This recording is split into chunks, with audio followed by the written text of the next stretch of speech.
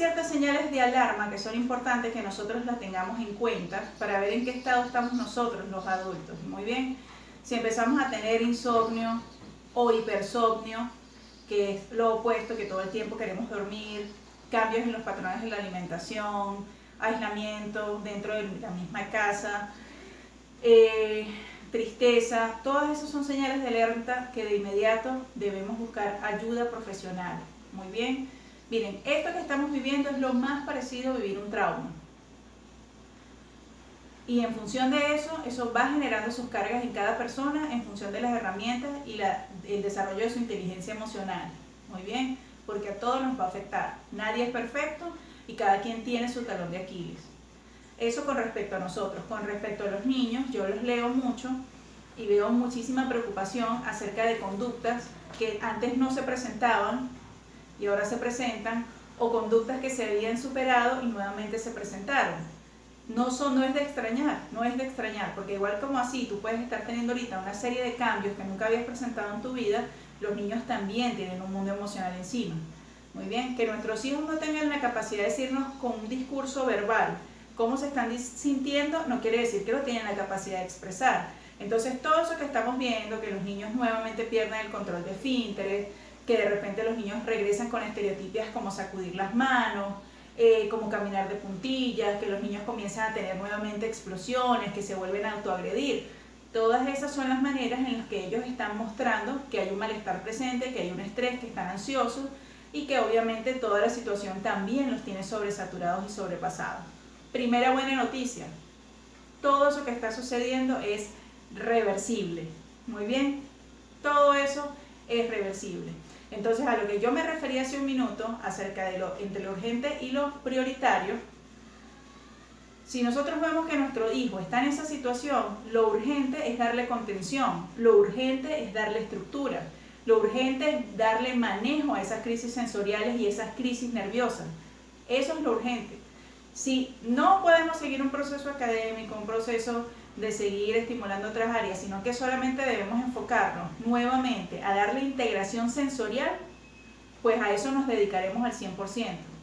Porque si nuestro hijo no está bien, obviamente no va a tener el grado de atención para poder empezar a trabajar su memoria, ni la resolución de conflictos, ni procesos de aprendizaje. Muy bien, entonces eso es clave. ¿A qué los invito yo con respecto a ese proceso? Tenemos que empezar otra vez a trabajar la atención. Por eso es mucho la historia de por qué a Gabriel yo lo tengo cocinando.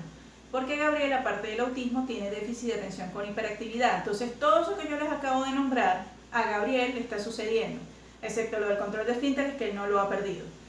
Entonces yo me di cuenta que a medida que teníamos esta actividad, que es lúdica, que a él le gusta, que la disfruta, todo ese proceso de nombrar ingredientes, de decirme, de pasarme, de preparar todo antes de... Porque obviamente ustedes solamente ven el video, no ven toda la preparación previa a eso.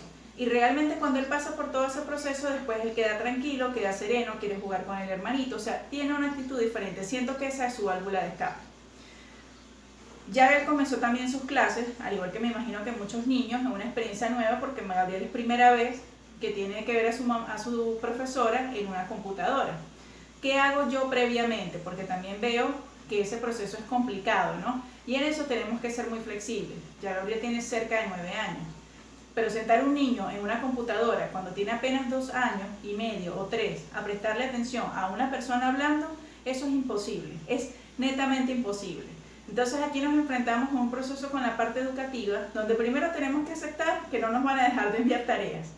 Pero sí es cierto que yo puedo hablar con la profesora, plantear mi caso particular y exigirle al colegio que me llame la orientadora escolar para ver de qué manera podemos coincidir en crear un plan de estudio para mi hijo. Yo no estoy pidiendo que no envíen las tareas, yo no estoy pidiendo que no se le exija, pero sí estoy pidiendo flexibilidad y personalizar el proceso para él.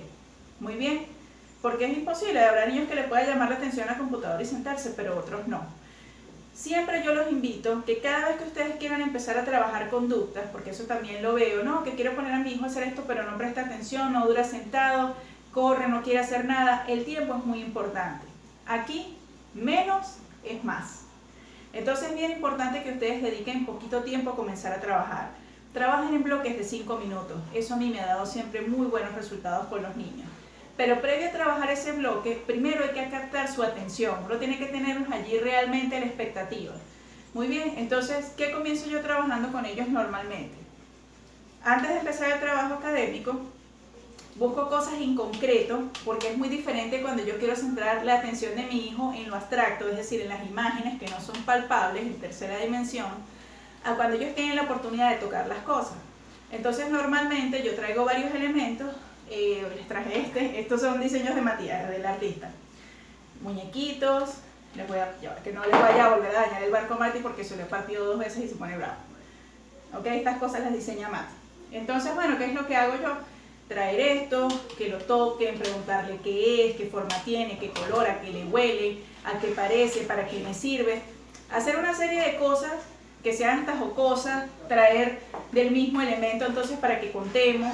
Eso también lo hago, a veces lo hago con los cubiertos de la cocina, con cosas cotidianas. No hay necesidad que se pongan también a elaborar material concreto, porque nosotros no tenemos tiempo, ni todos somos docentes, ni somos pedagogos, y a veces uno no tiene ni la creatividad para eso. Yo por lo menos no soy muy buena artista.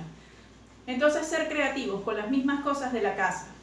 Muy bien, entonces recuerden que siempre están en ese proceso que tienen que su hijo aprenda a hablar. Bueno, todo lo que toquen ustedes deben estar en esa terapia tipo 1 a 1 frente al otro y decirle qué es, ¿ok? Repetirlo. Aquí la repetición es muy importante. Cada vez que tome un objeto, decirle qué es. Pero no es presionarlo para que él lo diga, es que él vaya codificando eso. Otra cosa, muy importante, porque la gente, yo le veo una angustia terrible de que mi hijo no habla, mi hijo tiene tantos años y no habla. Comunicarse no es solamente el discurso verbal. Hablar es el 10% de la forma en la que un ser humano se comunica. Muy bien, si parte del trastorno espectro autista es una marcada dificultad en las relaciones interpersonales y la comunicación, se entiende que eso es un proceso que va a tardar años, que nosotros todos los días estamos poniendo un ladrillito, un ladrillito, un ladrillito, y el día que ustedes menos se los estén esperando, ese niño va a hablar fluidamente como ustedes tanto lo anhelan.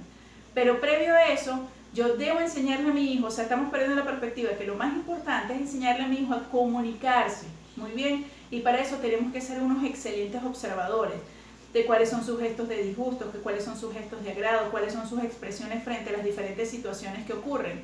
¿Para qué? Para que nosotros ahí podamos hacer inferencia y feedback. Muy bien, es como crear un dialecto. En realidad se trata de eso, es un dialecto particular que tú creas con tu hijo. Muy bien, las asociaciones son claves. Yo con mis hijos asocio mucho todo, así les he enseñado muchísimos procesos académicos, pero también cosas de la vida cotidiana. Lo asocio con cosas que sean conocidas para ellos y que sean agradables. Y todo eso se va transformando en un dialecto. Muy bien, que uno dirá, no, pero entonces él no va a poder hablar más nadie porque si no habla este dialecto. No, esa es la herramienta que yo estoy utilizando para que mis hijos practiquen la comunicación.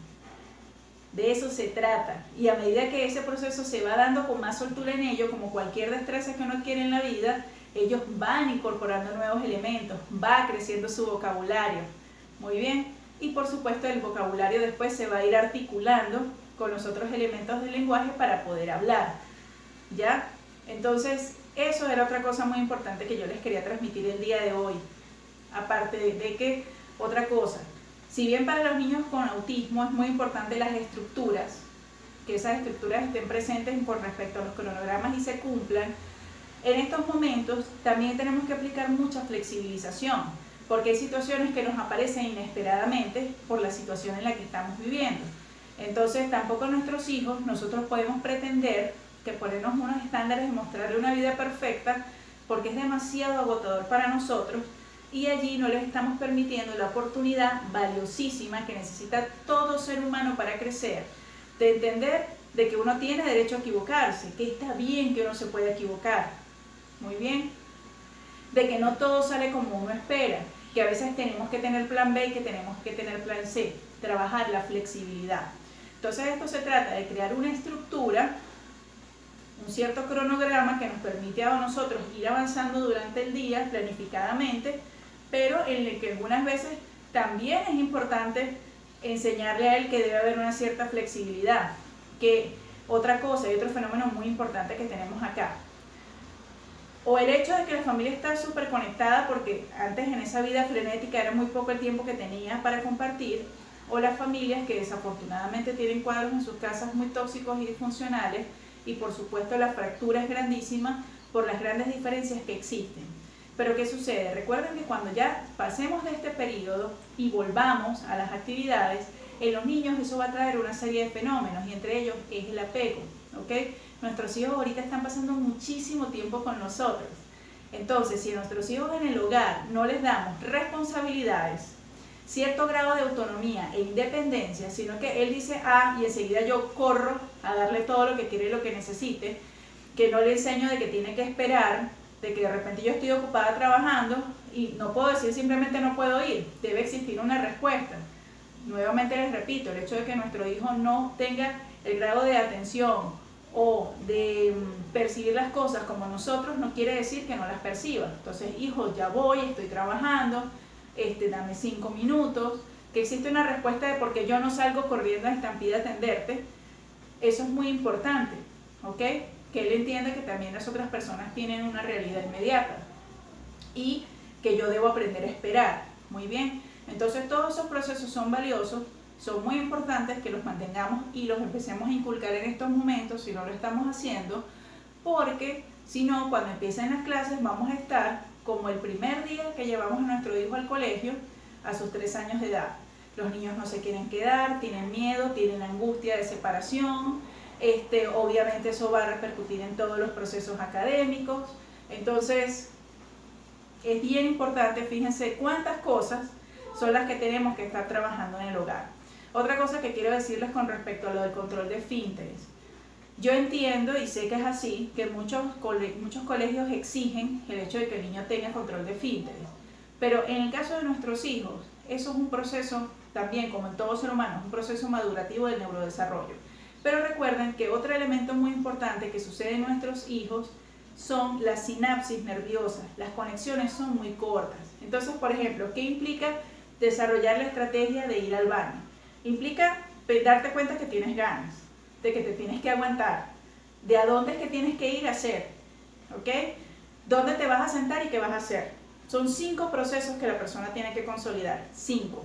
Por eso es que se sugiere tanto el uso de pictogramas en el baño, que se coloque el pictograma para que el niño se vaya familiarizando con cuáles son cada una de esas etapas. Pero hasta que él no consolide la parte 1 no puede consolidar la parte 2 y así sucesivamente. Y si adicional a eso le agregamos el nivel de estrés y ansiedad que está manejando por esta situación, por eso es muy probable que ahorita no sea el momento más ideal, aunque no diga este es el momento idóneo porque estoy en la casa para hacerlo esto. Sí, tú puedes ser que tengas el 100% para estar en la casa, pero a tu hijo le cambiaron toda la rutina y todos sus hábitos. Entonces tal vez no está en el mejor momento para eso. Entonces, ¿a qué los invito yo? A arrancar el proceso. Lo que yo les decía, la diferencia entre lo urgente y lo importante. Arranquen el proceso, pongan los pictogramas, comiencen a hacer cierto seguimiento de las horas en que el niño evacúa y tiene los procesos de micción, y poco a poco ese proceso se va a ir dando y se va a ir consolidando. Es decir, sin prisa pero sin pausa. Yo siento que eso es algo que a mí me ha ayudado mucho con Matías y Gabriel. Entonces, bueno, esas eran las cosas que yo quería decirles un poco el día de hoy. Les recuerdo que en el canal tengo unos videos sobre el manejo de crisis nerviosa y manejo de crisis sensorial. Como en estos momentos es normal que frente a la crisis haya mucha desorganización a nivel sensorial, es importante retomar nuevamente todos esos procesos de estimulaciones a nivel auditivo, a nivel olfativo, a nivel kinestésico, muy bien. Y de eso hay muchísimas estrategias en internet. De todas maneras, aquí abajo en la cajita también sí les voy a dejar ciertos videos que tienen que ver con la parte pedagógica, con el comienzo, cuando estamos empezando a enseñar números, las vocales, porque sé que muchos están en ese proceso. Entonces, en conclusión, realmente esto se trata de que realmente nosotros veamos cómo estamos llevando la situación, cómo nos estamos sintiendo, hagamos cronograma de trabajo diario. Ese cronograma de trabajo implica también toda nuestra vida como adultos, y diferenciar entre lo urgente y lo importante.